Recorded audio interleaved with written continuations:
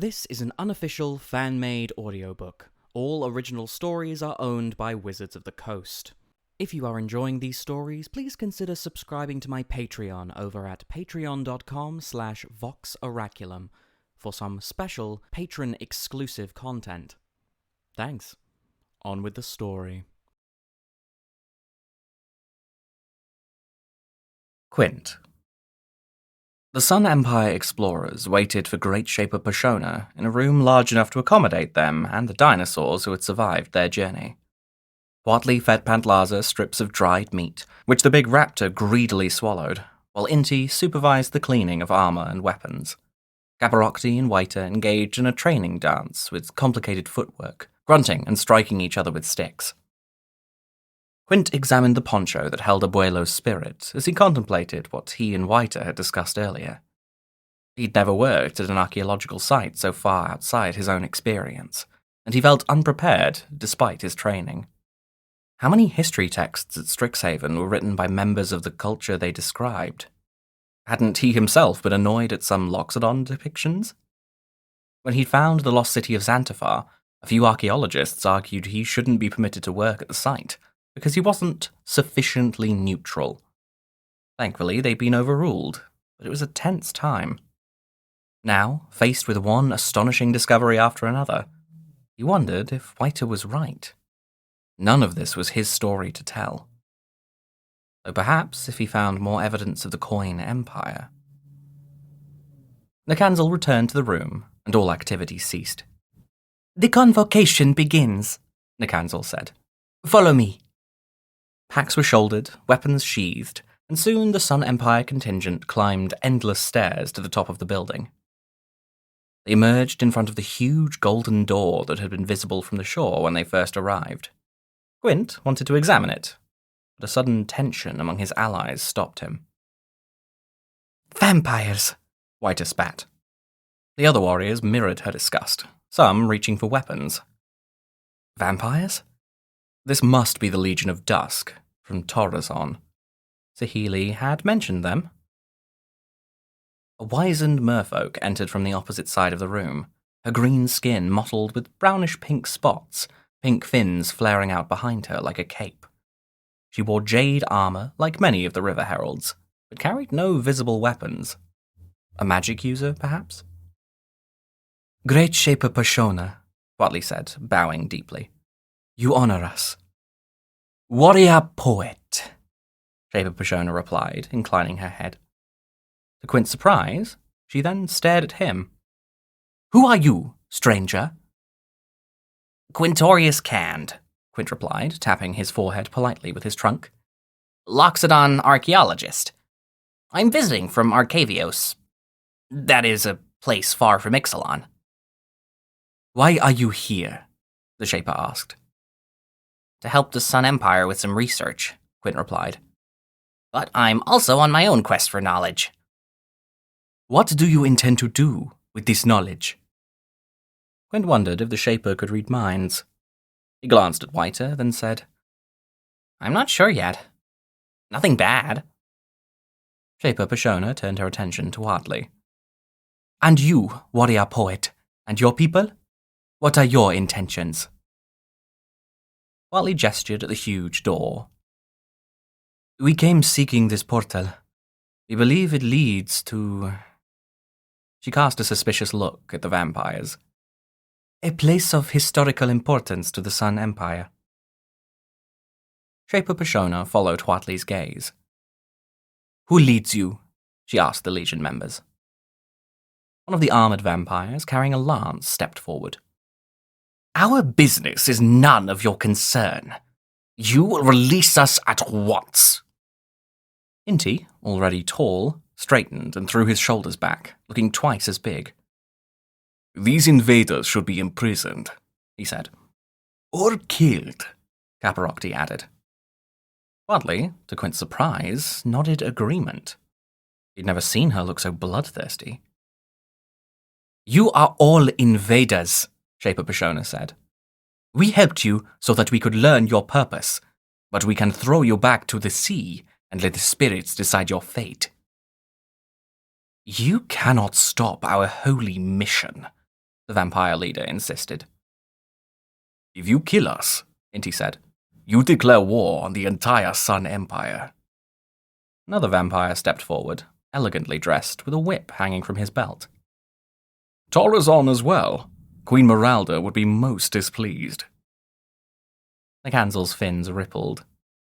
You assume your people would ever find us. Hands reached for weapons, and the sharp scent of magic filled the air. Quint fixed the image of a defensive sigil in his mind. Enough! Huatley exclaimed. Shaper, your people and mine seek to open this door. I propose we work together. Shaper Pashona tilted her head. What help do you offer? Huatley smiled. We can translate the script on the door. If it's like what we found in Alaska, we'll have it open quickly. Thank you for the reminder of your people's betrayal in taking the Golden City, the Cancel murmured. If we're reminding each other of things, Inti said. Remember it was a river herald who first claimed the immortal sun. The one who dies having made no mistakes never lived, Huatley said diplomatically. We all fought against the Phyrexians to defend our homes. We can fight each other now that our collective enemies have been vanquished.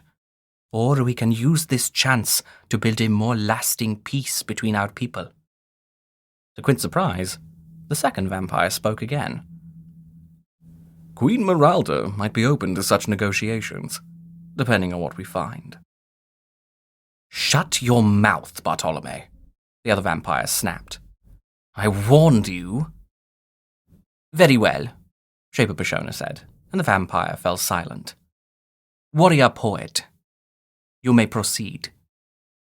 Huatley gestured at Quint to accompany her, and together they examined the door.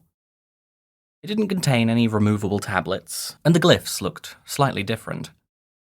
Next to the door, a tiered box with compartments in various sizes was embedded in the wall. For what purpose, he couldn't fathom. This dialect isn't the same as the other door, Huatley said, brow furrowed. This may take longer than I expected. She perused the glyphs, her lips moving, while the members of the various factions shifted uneasily.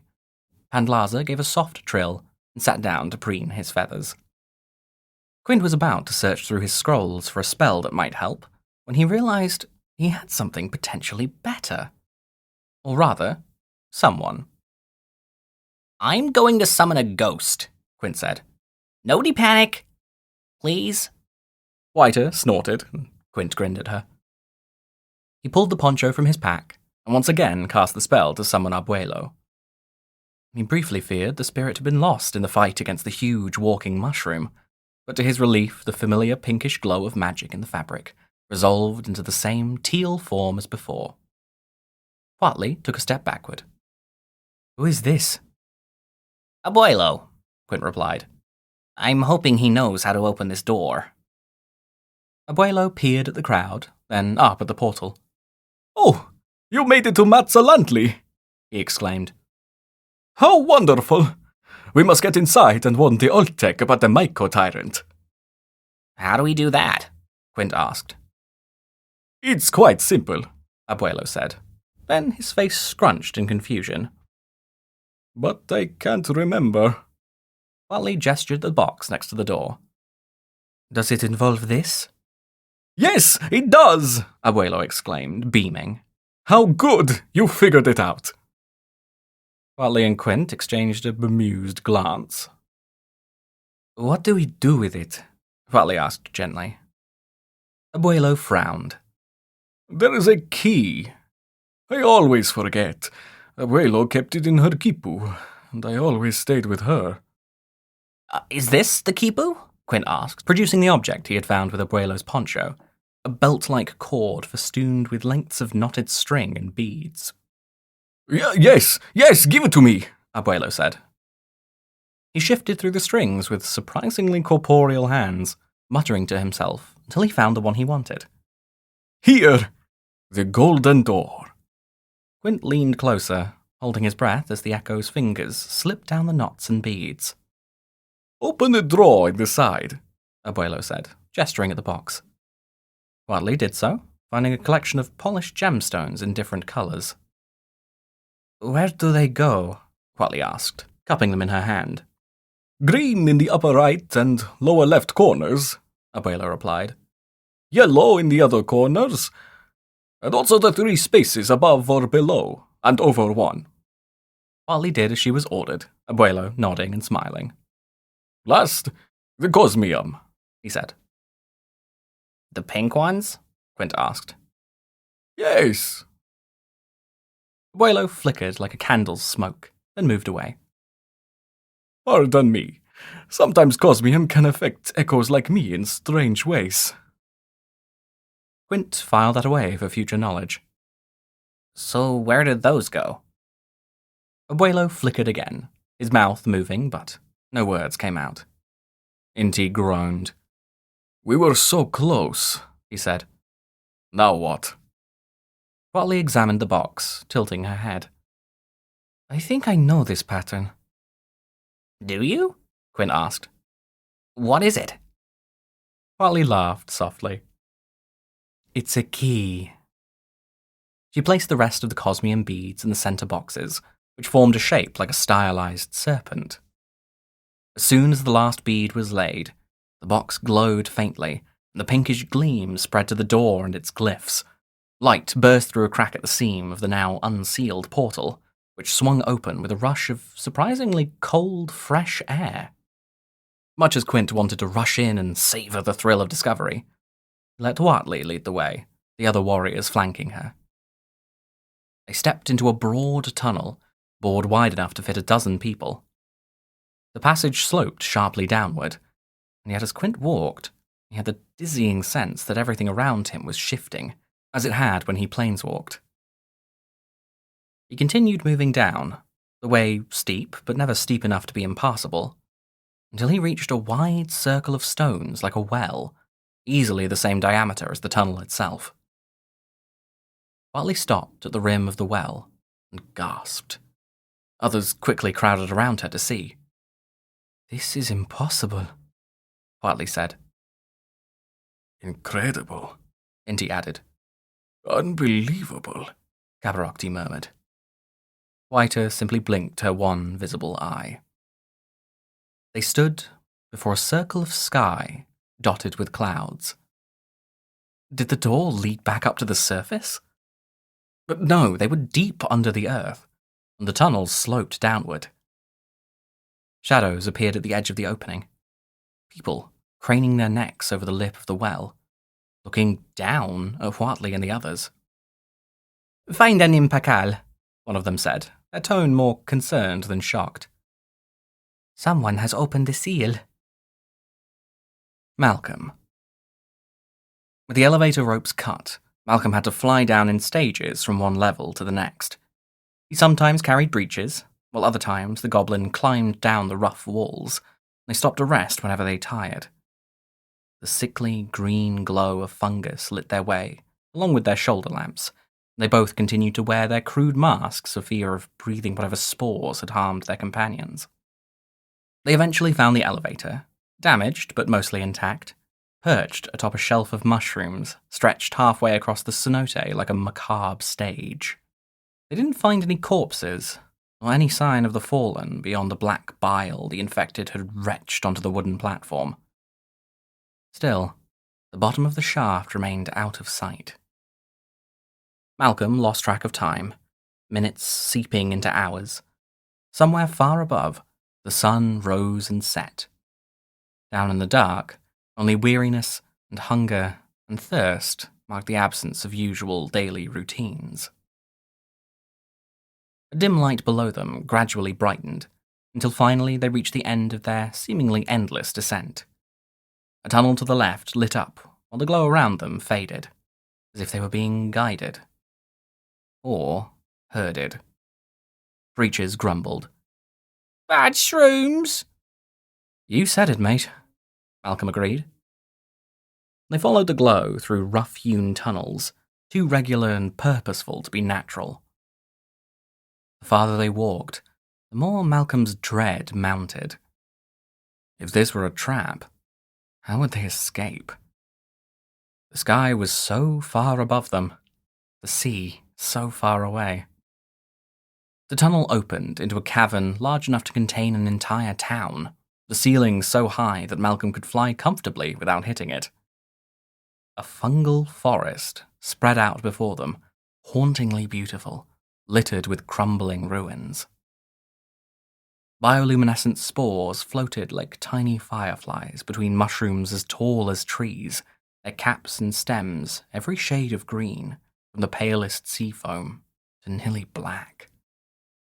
Gills fluttered as Malcolm and Breeches passed, as if they were being sniffed. Soft noises suggested they weren't alone.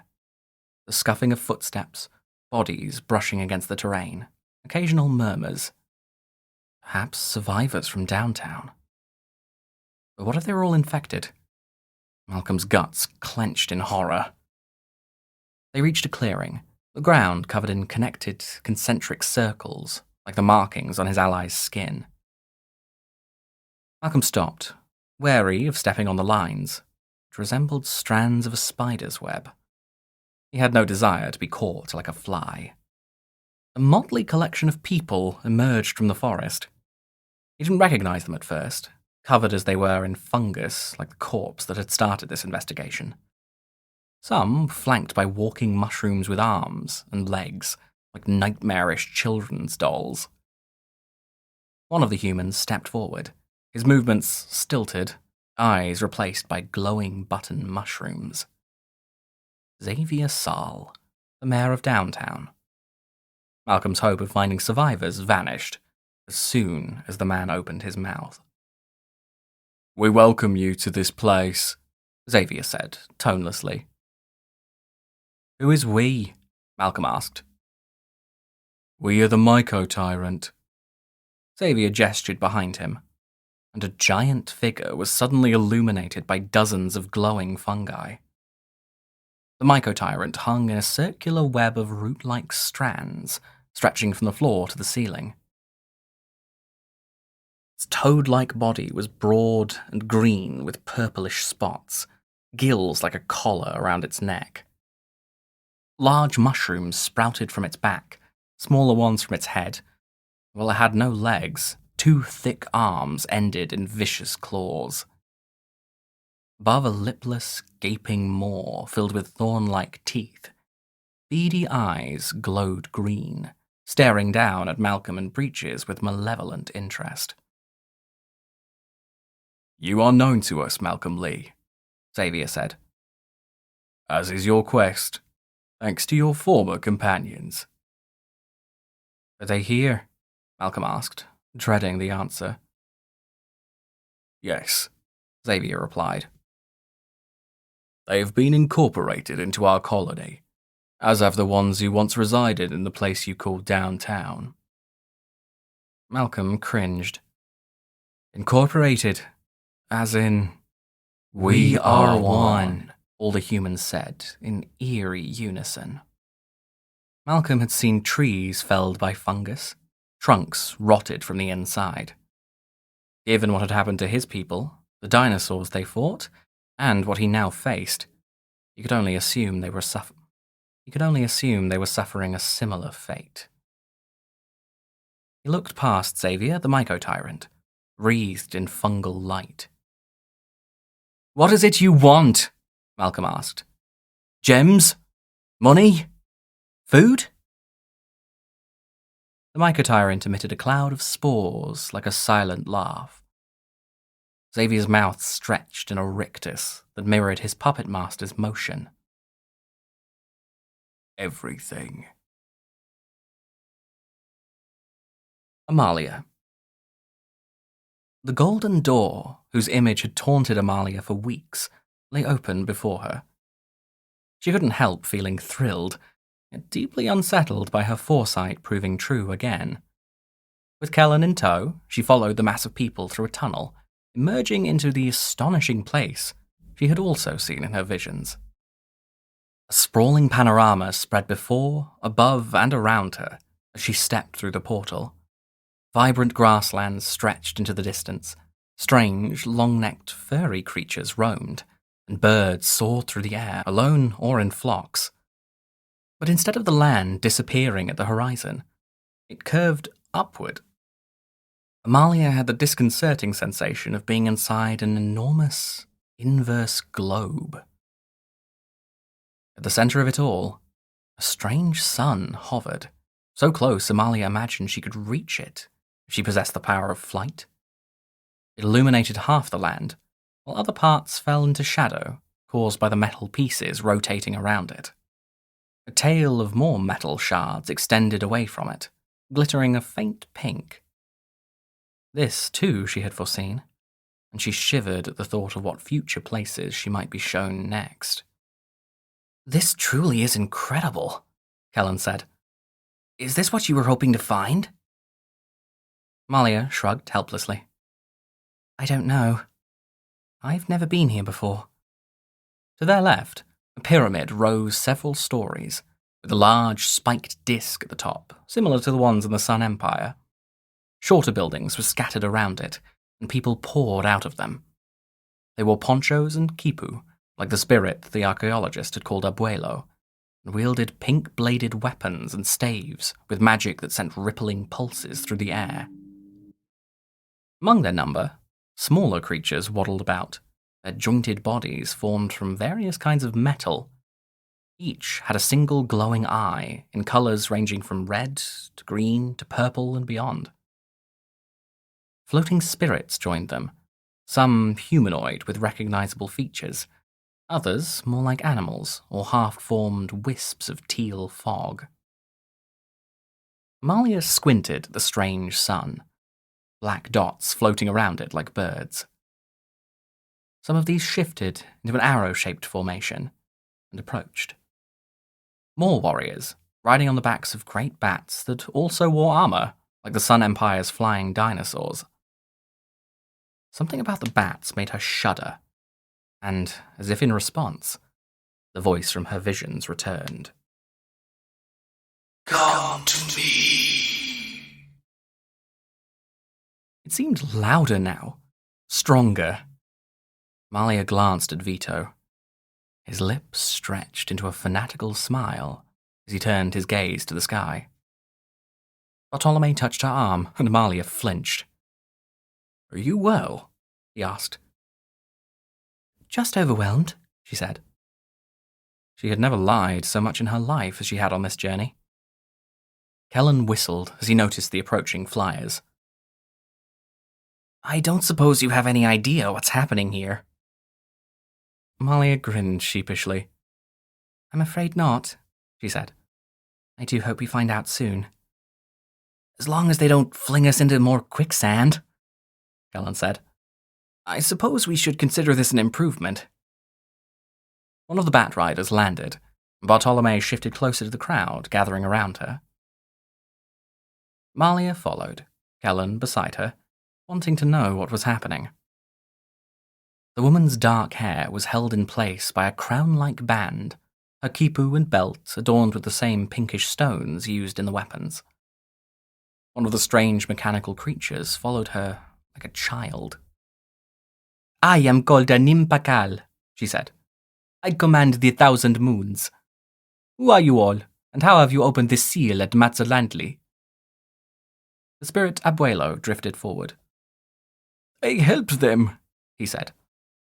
"I was granted the key to entry when the door was sealed, in the hopes that we could return when the Myco tyrant was defeated." Anim inclined her head to him. "Honored Echo, we welcome you. Does this mean Topizielo is safe now?" Abuelo shook his head.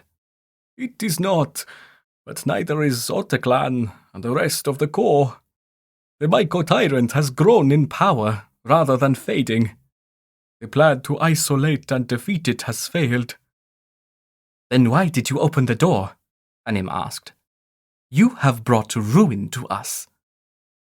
"Ruin would have found you asleep in your beds," Abuelo replied with a curt gesture. "Now, you can prepare yourselves." "The 1,000 moons do not sleep," Anim said. "This garrison has guarded the door at Mazzalantli since it was closed, in the time of my ancestors. It would have remained closed, and we would have been safe if you had not opened it. The warrior poet stepped forward now, bowing her head respectfully. We would have found a way in eventually. If not through this door, then through other means. Our people have been digging mines deeper into the earth, as have others. She is correct, Bartolome said, ignoring a glare from Vito. The Brazen Coalition alone has an entire city below the surface, devoted to delving. Shaper Pashona added, We believed we would find the source behind the door. We, too, would have done all in our power to unseal it. Ignorance can provide a measure of safety, but it can also make for poor choices. How well Amalia knew that now. She had realized what this journey would mean for her. She might have stayed home. But no, that was an unworthy thought. She had learned so much, and her maps would be of great value to her people, if she ever managed to return to Torozon. Anim eyed the assembly, with her chin raised imperiously, and settled on the warrior poet. Are you of the Common? She asked. We are of the Sun Empire, the woman said, indicating the rest of her companions and their dinosaurs. I am called Huatli. Who are the Common? A didact could tell you more than I, Anim said. The Common are our ancestors, who left the court to explore Topiziello. Until the doors were sealed, we traded regularly, but we have not seen them since. The Loxodon, Quintorius, cleared his throat politely. Perhaps the Common made it to the surface. It would explain the similarity in the glyphs used by the Sun Empire and, well, you, if you're the ones who made the door.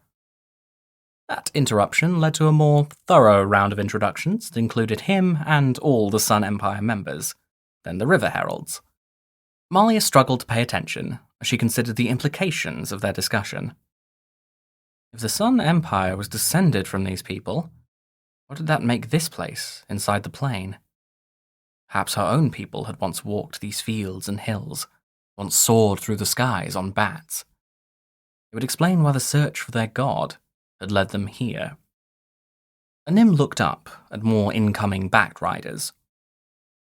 We sent word of your arrival to Otteklan. Soon, Akal Pakal will arrive to welcome our long-departed cousins, if indeed that is what you are. The one called Inti bowed and said, We offer you the strength of our people in exchange for your hospitality. We are eager to trade and improve the bonds between us. Some darkness crossed Huatli's expression, but before she could speak, Anim approached Vito, where he stood stiffly next to Clavileño. We have not been introduced, Anim said. My apologies for the oversight. Vito inclined his head coldly, but said nothing. Bartolome once again interceded. We are humble explorers from the Queen's Bay Company, he said with a courteous bow. They're vampires! A Sun Empire soldier shouted. The change in Anim Pakal was immediate. Magic arced between her fingers and danced up her arms as she formed a glowing shield between her and Vito. The Ultec surrounded the Legion members, weapons drawn, and more magic rippling in the air. Worshippers of the Great Betrayer are not welcome here, Anim said coldly. Imprison them. Again? Callan groaned.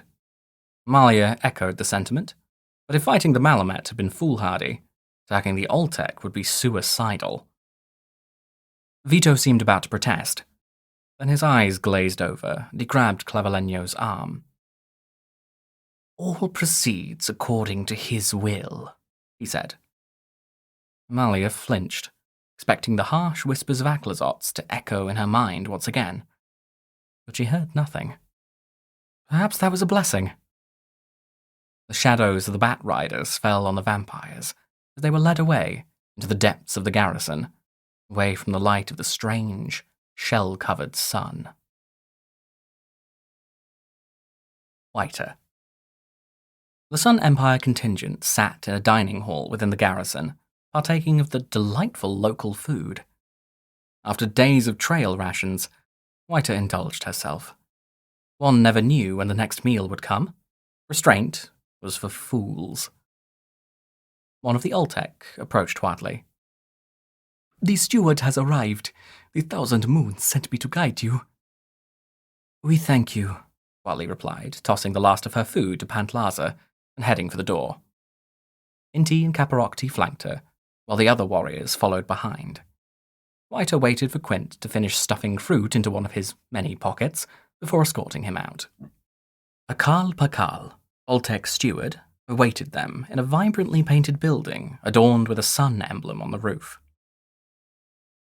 She wore layers of ceremonial robes, blues and greens and golds, with intricate geometric patterns.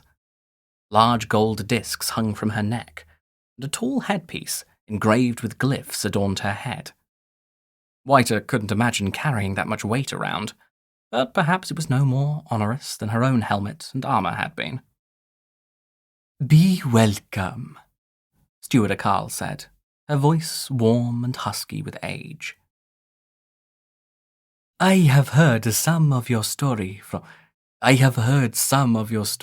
my sister Anim, and I am eager to hear more. First, however, we should discuss the presence of blood drinkers in your midst. "They are not our allies," Watley said. "We have warred with them. But when Ixalan was invaded by the Phyrexians, people from another plane, that fight took precedence. After so much violence, I hope for a peaceful way forward, and we would welcome any aid you can provide as we try to rebuild."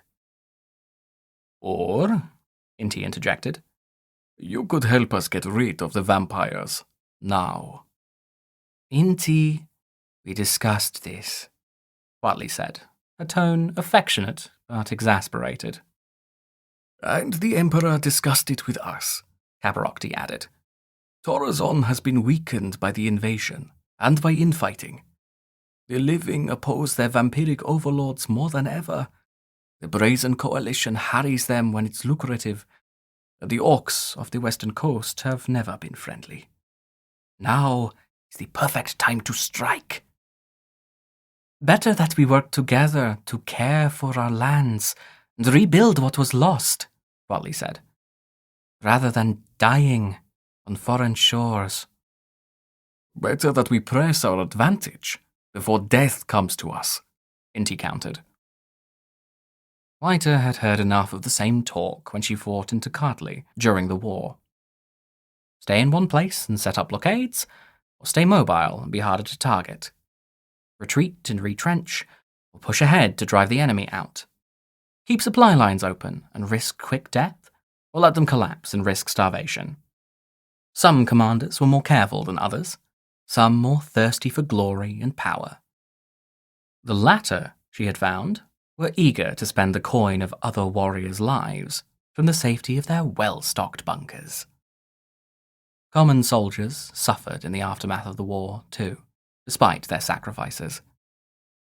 Those who gained power through violence didn't give it up easily, using it to exploit the powerless and increase their own influence. Her frustration had led her to the Brazen Coalition, and now back to the Sun Empire. But she wondered whether there was anywhere in all of Ixalan where the same problems wouldn't find her. Whiter wandered over to Quint, who stood apart from Abuelo, deep in discussion. Abuelo's hands moved as he spoke, while Quint nodded and took notes. "You must be bound to the poncho," Quint said. "It's what I used to summon you." Abuelo looked down at his clothes. "Not the most convenient thing, but I'm happy to appear so clearly. Some echoes are wisps, others are monsters, changed by their binding." Maybe those people were showing their true forms in death, Whiter thought. "Is an echo bound to this?" Quint asked, producing the quipu that had helped them open the golden door. Abuelo ran the strands through his ghostly fingers. "I hope so," he said. This was Abuela's. Your wife? White asked. Yes, Abuelo smiled wistfully. she could make anything grow. Flowers, fruits, thorns when she had to. She was fierce. The mention of flowers reminded Whiter of a poem she'd composed after another battle like so many others.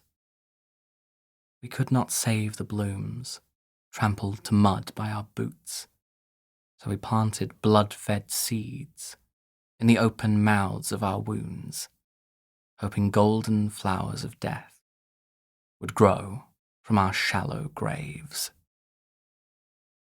Nothing like what the warrior poet created, Whiter thought. But Wardley had told her once that poems should be honest. Quint used his hands and trunk to spread the quipu out as he examined it. Perhaps we can bring her back, as I helped you come back. Assuming she is an echo, Abuelo said. She may have simply passed on. Quint flared his ears slightly. Let's find out, shall we?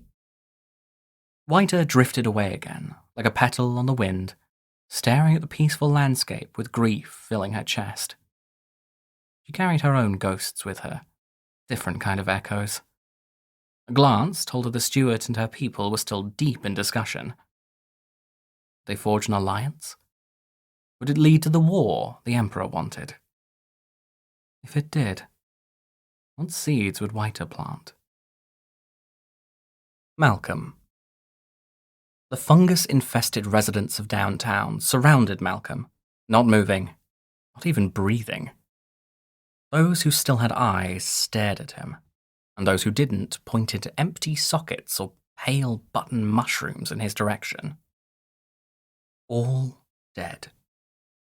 He had hoped to save them, to bring survivors out of the deep dark, but all he could do now was collect information and try to make it back to the Brazen Coalition alive to deliver it. "You did this to our people," Malcolm asked the massive form of the Myco-Tyrant above him. What was left of the mayor replied, "You dug through stone and ore and veins of shining crystal until one of your kind found us. We wanted to know more of you. And you couldn't simply ask.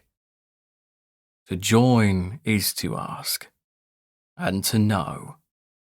Malcolm's feathers ruffled. "To kill, you mean?" Xavier's head tilted in an almost human gesture. "We do not kill. We change. We spread. Where there is one of us, there are all of us." An image of the body in his Sunray Bay flashed through Malcolm's mind. Either this creature had no concept of death, or it didn't understand that it was killing its host when it... What was it doing precisely? Controlling their minds? Consuming them? Assimilating them into itself? "Where did you come from?" Malcolm asked. "Here," Xavier replied. "We have always been. We have watched and grown. We have seen the old tech and their gods walk the core before it was denied to us. We were here when the Common Winnak built cities and when their bones enriched the soil. We have traded with the Malamets and the Deep Goblins and gathered lore from all the flesh that finds us." Malcolm had no idea what any of that meant, but it sounded impressive. And alarming. The mention of trade, however, was the first promising thing he'd heard so far. "Maybe we can strike a deal," Malcolm said. "Is there something specific my people might be able to offer you?" Gold? Breeches asked. Gems? The glowing green eyes of the suspended creature brightened. "We want the sun," Xavier said. "The sun. The sun. The sun. The sun," repeated the infected people. We have been denied the light of Chamil for ages, Xavier continued. You have another sun above, and we will have it. You can't just have the sun, Malcolm thought, but he kept that to himself as the full potential of what the micro-tyrant said dawned on him. If this creature made it to the surface, depending on how fast it spread, it could soon consume all of Sunray Bay. Maybe even all of Ixalan. Lost gold and gems, as Breaches kept lamenting, the absolute least of their worries. Malcolm peered around him at the fungal forest, the high ceiling of the cavern, and the stalagmites and stalactites with their luminescent mould. He thought back to the tunnels through which he and Breaches had passed to get here, the distance from the bottom of downtown's Cenote mine up to the surface.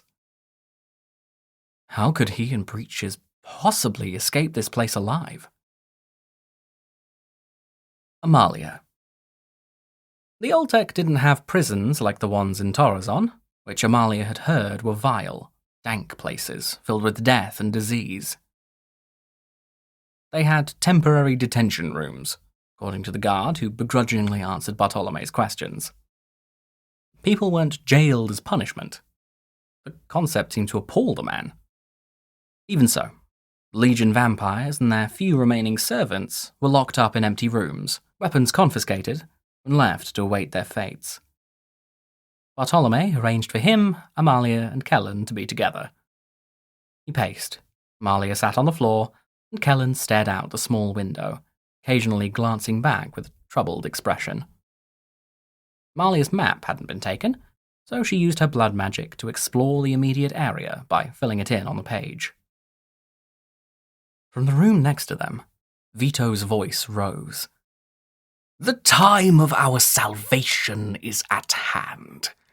The words of the venerable Tarion have guided me to this, our destination, and soon we will be redeemed.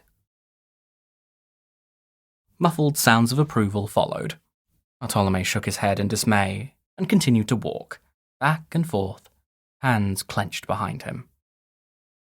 So, Kellen said quietly, you're vampires? Bartolome paused. What do you know of vampires? He asked. Kell shrugged. They murder innocent people and drink their blood, not necessarily in that order.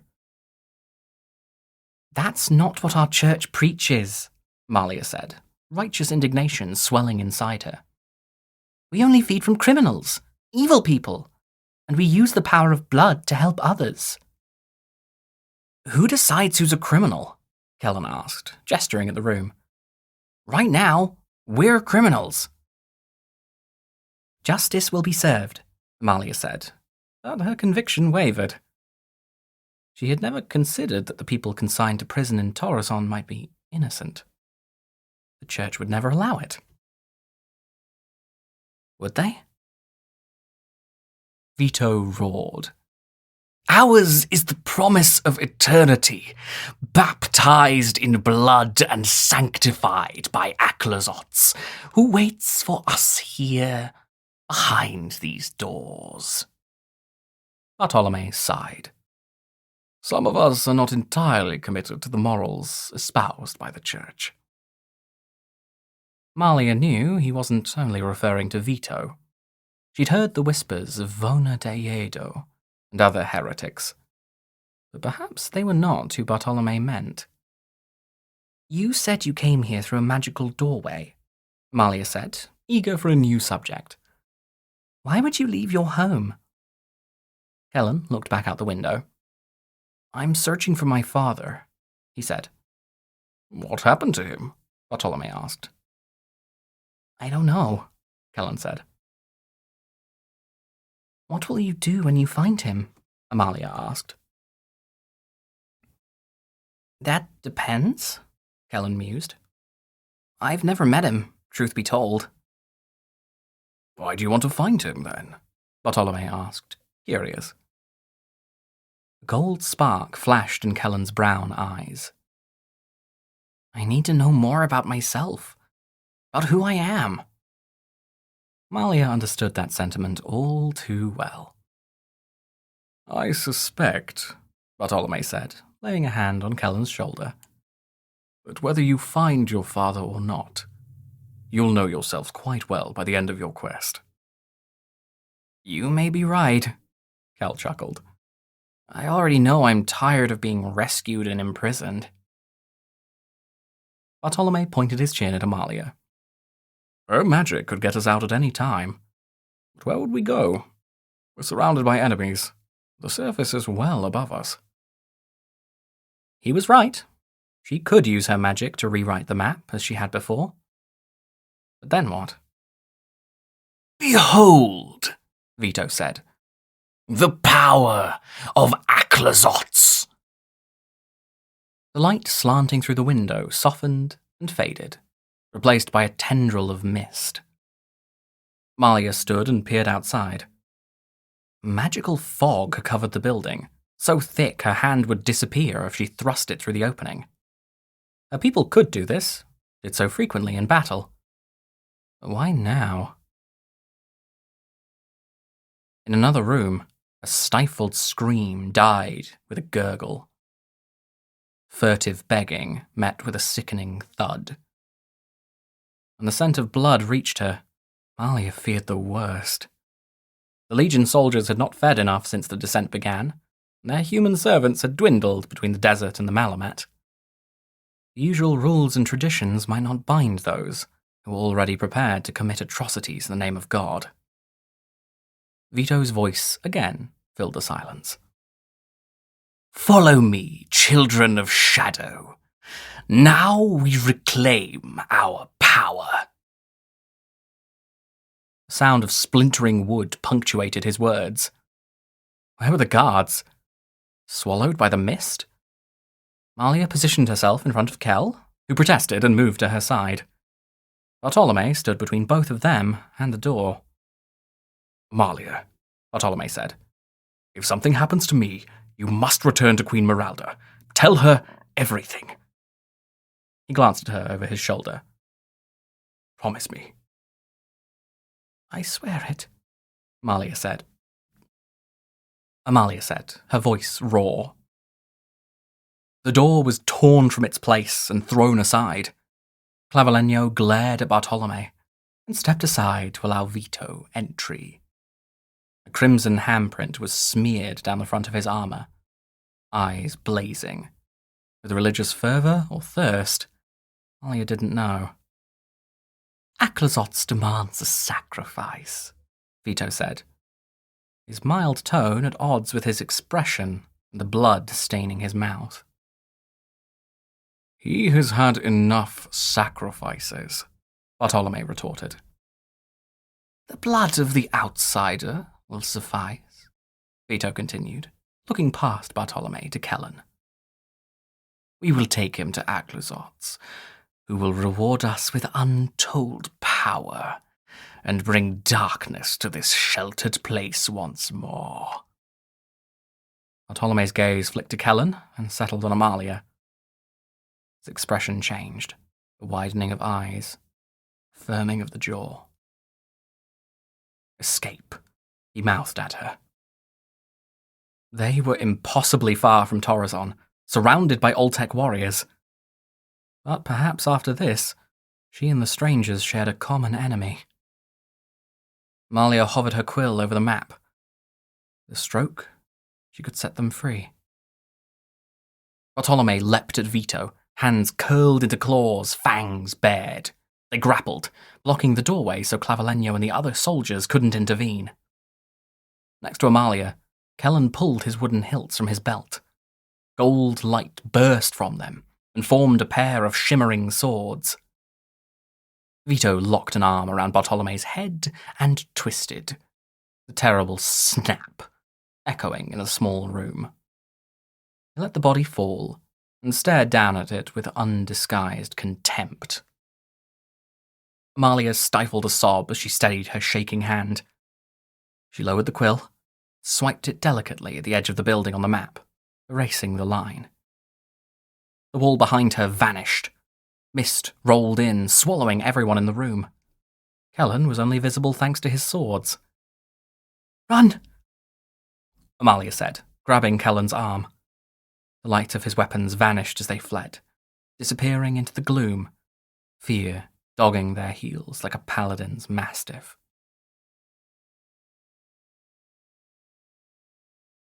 A special thanks to all of my patrons, especially William Crawford, Stormy Vasbury, and Owen Griffin. Thanks for watching and for your continued support.